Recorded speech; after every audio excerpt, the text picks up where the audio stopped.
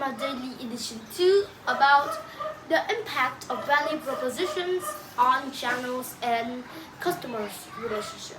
So here is part of that business model canvas that I've drawn.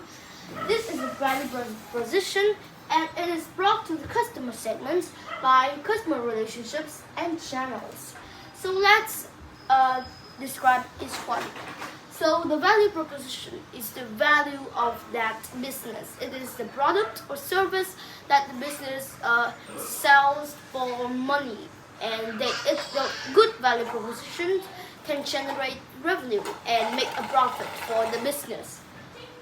The customer segments are the customer that the target customers that the business are aiming to sell their product or service to.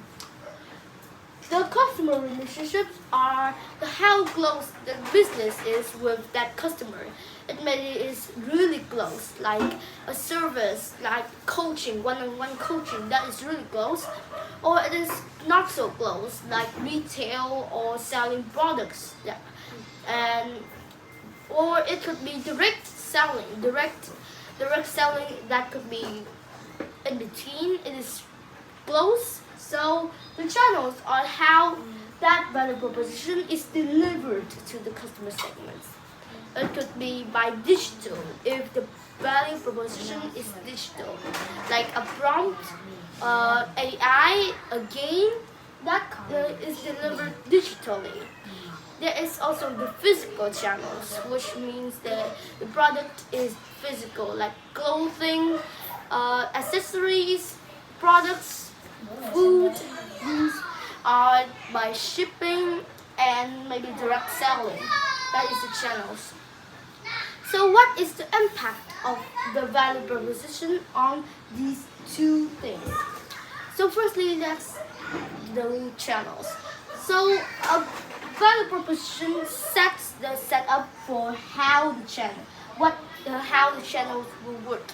As I said before, a digital value proposition will set up a digital channel. A physical value proposition will set up a physical channel. Next is optimization. A good value proposition optimizes the channels. They optimize the channels by delivering it as effectively as possible. So, for example, a digital value proposition will not be sent in physical, like in pieces of paper of code. They are delivered digitally. This is more effective. So that's optimization. Next is unique. A good value proposition sets up a unique channel that differs from the competition. That way it can attract more customers and generate more sales. Next is customer relationship. So the value proposition sets up how the customer relationship works. It will be close, no more, or not so close. So the next is engagement and loyalty. A good value proposition solves the problem and ignites the customer's desires, right?